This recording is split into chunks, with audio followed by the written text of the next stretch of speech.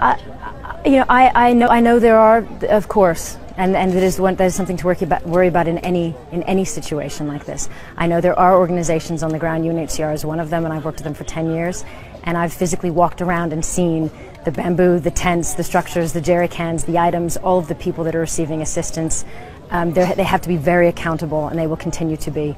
So I think for people that are concerned about where their money's going, find the credible organizations and make sure they're accountable. And there are a lot of those on the ground. So I don't want that to be an excuse for anybody not to give assistance. Do you think the government response here was too slow? We've heard this from many people ourselves over the last 5 weeks. Government was nowhere to be seen.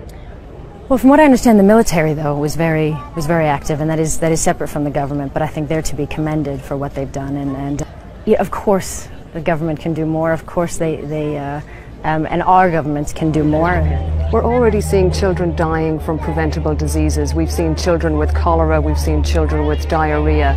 What would you say to the international community now?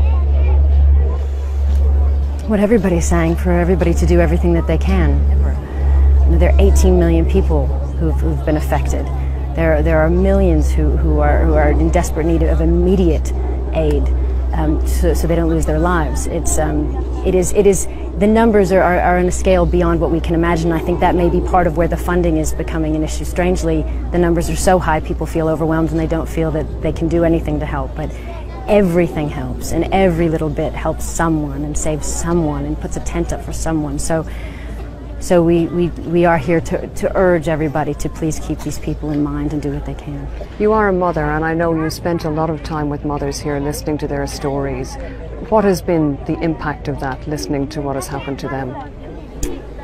I think that's, for me as a mother, it's the hardest thing about visiting these areas, because as a parent, I think the hardest thing is when your child is hungry, or your child needs medicine or shelter, and you can't give it to them, and you feel, you see your child starving, you see your child sick, and you can do nothing to help them except beg people to help you.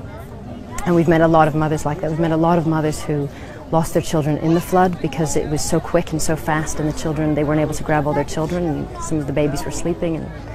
And so it's an unimaginable disaster for these people. The trauma will not be healed anytime soon for their loss, and there's much we can't do.